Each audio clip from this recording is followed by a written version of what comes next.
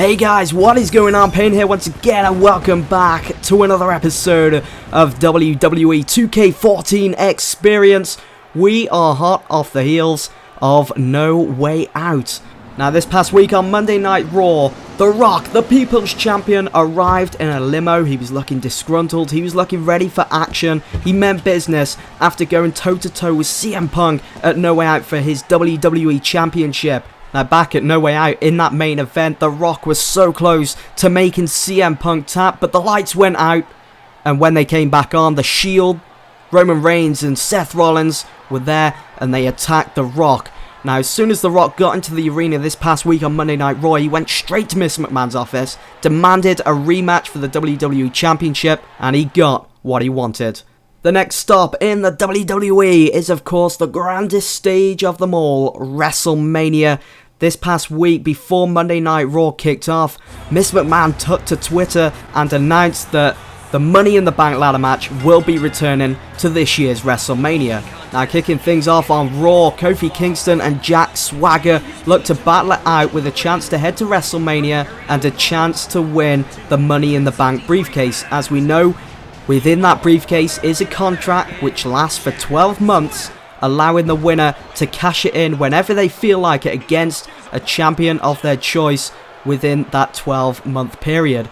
As soon as Jack Swagger heard that he was going to be in with a chance to head to WrestleMania in this qualification match against Kofi Kingston, we got an interview with him before the match took place, and he said that he feels as though he hasn't really done much ever since he returned back at the Royal Rumble. It's time for him to get back into the limelight of the WWE and maybe even become the face of the WWE one day. He said he was disappointed that he had to vacate his United States Championship. He won that, if you guys can cast your minds back, against Santino Marella months ago. And then he had to face Ryback in a no disqualification match on Monday Night Raw. That's where he got injured. He took a shell shock from Ryback in that match at the top of the entranceway on the steel grating, and in the process broke a couple of ribs, which saw him out of action for a month or two. Swagger looked to get the beat down, to get the head start against Kofi Kingston. He did exactly what he said he was going to do in that interview. With a suplex, he went to pick Kofi Kingston up. Another reversal, and Kingston with a sudden roll-up on Swagger almost got the 3 count. Swagger, with great wrestling skills, managed to reverse it into a pinfall of his own. Kofi reversed it back. It was back and forth, pinfall after pinfall between Kofi and Swagger. You can see the determination between both superstars wanting to get to the grandest stage of them all and possibly win that Money in the Bank briefcase. Eventually, the pinfall was broken up, and Kofi Kingston had Jack Swagger on the ropes. Kofi Kingston, with his great jumping ability, over the top of Swagger, and as he comes back around, hits him with a splash, taking him to the canvas. Eventually, Jack Swagger started to turn this match around in his favour, but Kofi Kingston, playing possum on the canvas, raked Swagger's eyes, and from behind took him back down to the canvas, and Kofi Kingston, boom, boom, boom, with the boom drop, straight to the midsection of Swagger, and Kofi Kingston again getting the crowd pumped up. Boom after boom after boom. Would it be trouble in paradise for Jack Swagger? As soon as Swagger had counted that, Kofi Kingston had lost all momentum, and Swagger took full advantage with a Swagger bomb. There was no time to waste. Swagger dragging Kofi Kingston into the center of the ring so Kofi couldn't even touch the ropes to break up the count. And Swagger, ladies and gentlemen, is the first participant in this year's Money in the Bank ladder match at WrestleMania. After being chokeslammed to the depths of hell, the Animal Batista was back on Monday Night Raw, and he was looking pissed. He said that one time he respected The Undertaker, but after what happened before No Way Out, he doesn't respect him anymore. Well, The Undertaker did what he does best, and that's play mind games with his WrestleMania opponent. Cue the theme song to The Undertaker. Out came the Druids, standing in the entranceway. The fire was blazing, ready for The Undertaker to make an appearance, to come down and make his famous entrance that we're all used to. But time went on, The Undertaker was nowhere to be seen. The only thing that was around was the dry ice and the druids. He was just standing there, freaking the Animal Batista out. Something you don't see every day. Batista then went on to say that The Undertaker was a coward, that he doesn't want this rematch to go ahead at WrestleMania because he knows the streak will be broken. The lights went off again for a second time. This time The Undertaker did make an appearance. But just look at how the Animal Batista reacted. That is the actions of a man running scared. Before we knew it, it was main event time. Once again, the WWE Champion CM Punk would be putting his title on the line against the People's Champion, The Rock. Now let's go into this deeper. As I briefly mentioned earlier in this episode, we know that back at No Way Out, CM Punk put his title on the line against The Rock. Obviously that was an ineffective match. The Shield got involved, which saw CM Punk run for the hills with his tail between his legs, and of course with that WWE Championship. Now, if we could cast our minds back to the Royal Rumble, we know that The Rock won that. He beat 29 other superstars to get that chance to face CM Punk. Now, normally, we would see the winner of the Royal Rumble head to WrestleMania to face the champion, but The Rock wanted to bring that forwards. He'd had enough of CM Punk bad-mouthing him. He wanted to take away his WWE title and bring it home, which he failed to do so because the Shield got involved. They interfered because they were frustrated that none of their members actually won the Raw Elimination Chamber. Now, as you just saw, Daniel Bryan made his way out to the ring before this match started and took his place next to Michael Cole and Jerry the King Lawler at the announce table. As you know, Daniel Bryan was the guy that won the Raw Elimination Chamber back at No Way Out. And so he will head to WrestleMania to face the WWE Champion for his title, but it was still unclear to Daniel Bryan who that would be. Would it be CM Punk or would it be The Rock? So he came out, sat alongside Michael Cole and Jerry Lawler, did a bit of scouting. Obviously in Daniel Bryan's past he has faced CM Punk numerous times in the indie scene, but The Rock is someone that Daniel Bryan has never stepped into the ring with to face or even partner up with.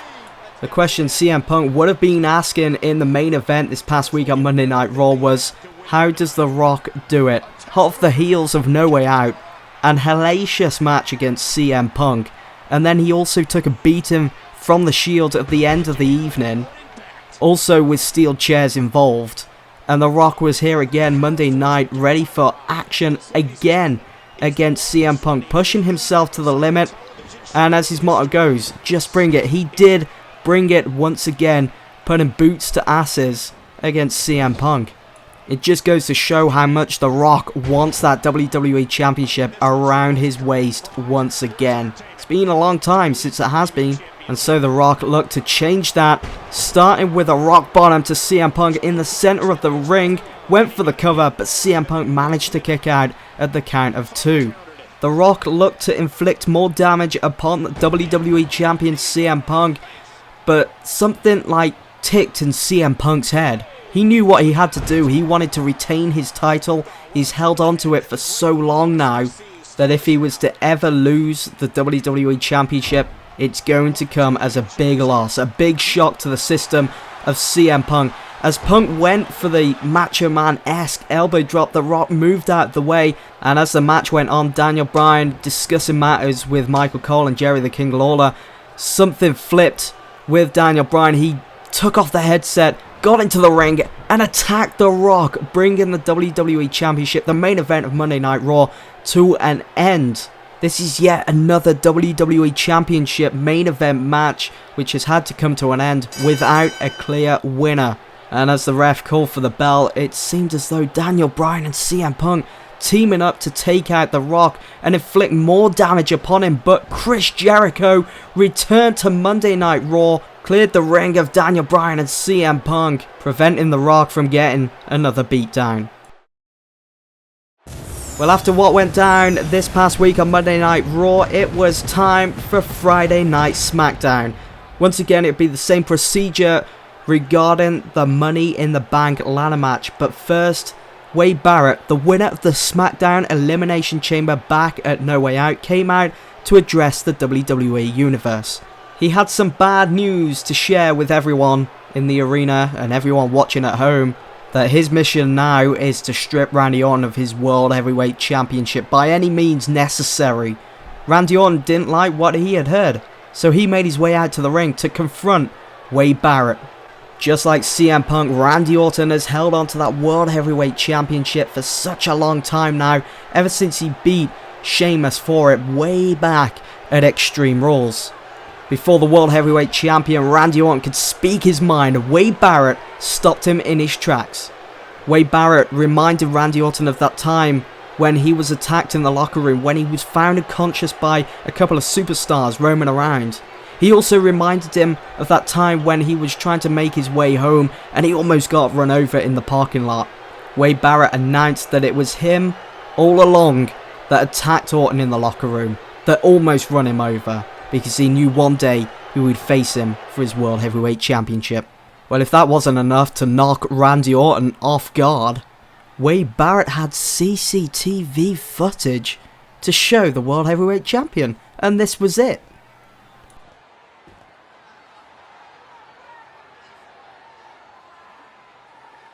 It was then later confirmed that the girl in the video that Wade Barrett was kissing was indeed Randy Orton's wife, Samantha. Randy Orton was at boiling point after seeing that footage of Barrett kissing his wife backstage, and he didn't know a thing about it, and it was to be expected. A mighty shot to the jaw of Wade Barrett, and Orton took him down to the canvas. These two brawling it out. Barrett managed to overturn the attack from Orton, taking the loose championship belt and nailing him between the eyes with it. This just got way beyond personal between Barrett and Orton. Well, after that showdown between Barrett and Orton, look who made a return this past week on Friday Night SmackDown. It was none other than the Rated R Superstar Edge. He met up with his buddy Christian, who had a match later on in the evening, a Money in the Bank qualifying match against Cesaro, and he reassured Christian that he will make it to WrestleMania, one way or another.